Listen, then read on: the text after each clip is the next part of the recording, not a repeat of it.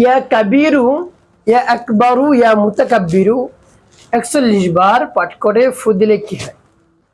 আমি আবার বলছি, ইয়া কাবিরু, ইয়া আকবারু, ইয়া মুতাকাব্বিরু ৪১ বার পাঠ করে ফু দিলে কি হয়? খুবই দামি এবং গুরুত্বপূর্ণ আমলটি। আমলটি আপনি শিখে রাখুন, আপনার কাজে লাগবে। আমলটি কখন, কিভাবে করবেন, কোন নিয়মে করবেন, আমলটি করে কিভাবে উপকৃত হবেন আমি বলে দিচ্ছি। বিস্তারিত জানার জন্য, আমলটি শিখে রাখার জন্য ভিডিওটি না টেনে, না কেটে ধৈর্য এবং মনোযোগ সহকারে শেষ পর্যন্ত দেখতে থাকুন, তাহলে সঠিক নিয়মে আমলটি করতে পারবেন। ভাই বোনেরা, আর যদি টেনে টেনে কেটে কেটে দেখেন অনেক জায়গা বাদ পড়ে যাবে।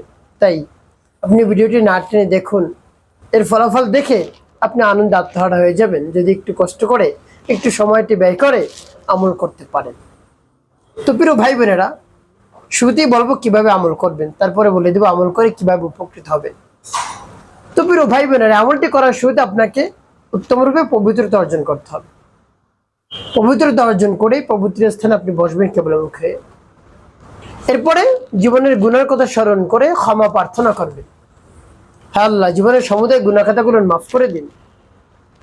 আমি যত ধরনের অন্যায় অপরাধ করেছি, ছোট বড়, দিনে রাতে, প্রকাশ্যে গোপনে, সব ধরনের অন্যায় অপরাধ আপনি ক্ষমা করে দিয়ে অন্তরকে পাক পবিত্র বানিয়ে দিন।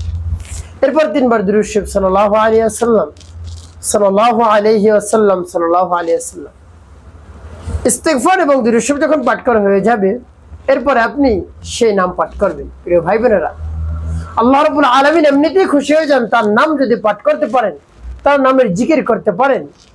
প্রিয় ভাই বোনেরা, রব্বে কারীম সদা সর্বদা বসে থাকেন, অপেক্ষায় থাকেন বান্দা কোন সময় আমাকে ডাকবে। আপনি যদি একজন অভিভাবক হয়ে থাকেন, আপনার সন্তান যদি আপনাকে ডাকে, মা বললে, বাবা বলে আপনার হৃদয়টা জুড়িয়ে যায়। আপনি মনে মনে বলেন যে আরো একবার যদি আমার সন্তান আমাকে ডাকতো কতই না ভালো লাগতো। তো রব্বে কারীম ও সদা সর্বদা বসে থাকেন, বান্দা আমাকে ডাকবে আর আমি সেই ডাক পছন্দ করি, আর যা চাইবে তাই আমি দিয়ে দেবো। সুবহানাল্লাহ বিহামদিহি, আমাকে ডাকতে দেরি, দিতে দেরি না। তো রব্বে কারীম কি চমৎকার করে জানিয়ে দিয়েছে, উদউনি আস্তাজিব লাকুম, বান্দা তোমার ডাকার সাথে সাথে আমি তোমার উত্তর দিয়ে দেই।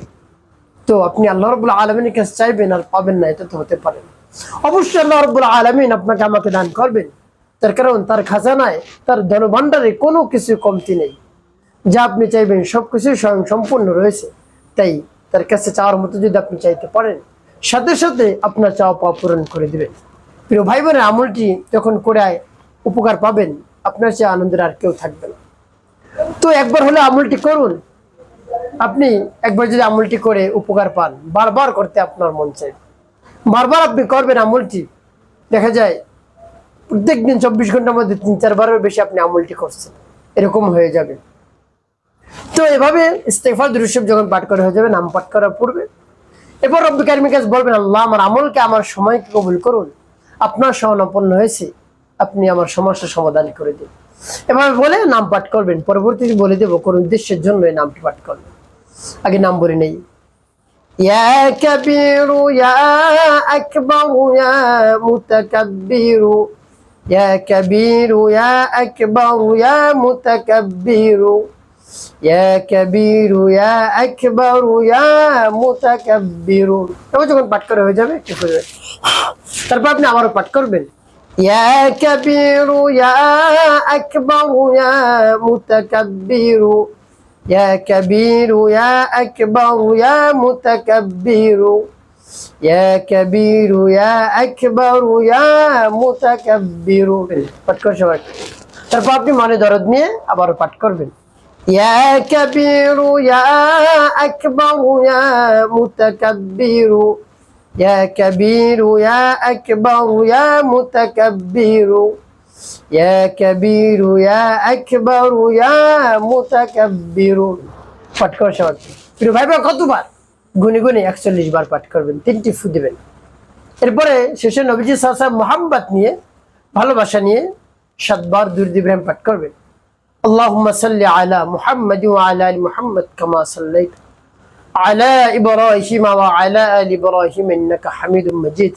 আল্লাহুম্মা বারিক আলা মুহাম্মাদ ওয়া আলা আলি মুহাম্মাদ কামা বারাকতা আলা ইব্রাহিম ওয়া আলা আলি ইব্রাহিম ইন্নাকা হামিদুম মাজিদ। আল্লাহুম্মা সাল্লি আলা মুহাম্মাদ ওয়া আলা আলি মুহাম্মাদ কামা সাল্লাইতা على إبراهيم وعلى آل إبراهيم إنك حميد مجيد اللهم بارك على محمد وعلى آل محمد كما باركت على إبراهيم وعلى آل إبراهيم إنك حميد مجيد اللهم صل على محمد وعلى آل محمد كما صليت على إبراهيم وعلى آل إبراهيم إنك حميد مجيد اللهم بارك على محمد وعلى آل محمد كما باركت على إبراهيم وعلى آل إبراهيم إنك حميد مجيد اللهم صل على محمد وعلى آل محمد كما صليت على إبراهيم وعلى آل إبراهيم إنك حميد مجيد اللهم بارك على محمد وعلى آل محمد كما باركت على إبراهيم وعلى آل إبراهيم إنك حميد مجيد اللهم صل على محمد وعلى آل محمد كما صليت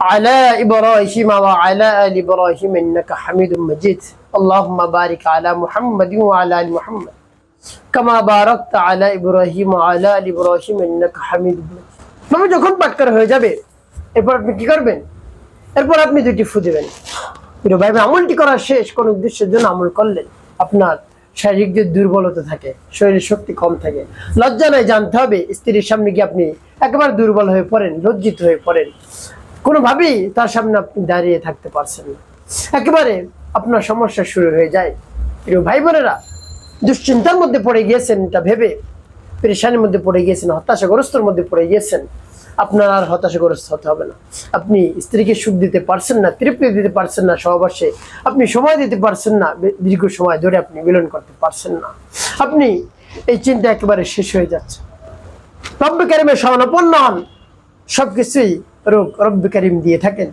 আর সেই রোগের শেফাও রব্বে কারিম দিয়ে রেখেছেন তাই রব্বে কারিমের নামে এভাবে জিকির করুন তাকে ডাকুন বেশি বেশি তার কাছে চান আকুতি মিনিত করে মন খুলে প্রাণ ভরে বিশ্বাস নিয়ে দুই ফোঁটা চোখের পানি ঝরিয়ে দেখবেন সাথে সাথে কাজ হয়ে যাবে শরীরে শক্তি চলে আসবে এত শক্তি হবে আপনার স্ত্রী আপনার উপর রাজি খুশি হয়ে যাবে দীর্ঘ সময় ধরে আপনি স্ত্রী সহবাস করতে পারবেন বেশি সময় ধরে মিলন করতে পারবেন স্ত্রীকে সুখ দিতে পারবেন তৃপ্তি দিতে পারবেন ইনশাআল্লাহ আপনার স্ত্রী আপনার উপর রাজি খুশি হয়ে যাবে আপনাকে পাগলের মতো ভালোবাসবে ইনশাআল্লাহ প্রিয় ভাই বোনেরা যদি বিশ্বাস এবং আস্থা নিয়ে আমলটি করতে পারে একটি কাজ আপনাকে করতে হবে 5 ওয়াক্ত নামাজ আদায় করতে হবে মানুষের কল্যাণে খিদমতে কাজ করবেন অবশ্যই আপনার জীবন সুখময় হবে শান্তিপূর্ণ হবে ইনশাআল্লাহ।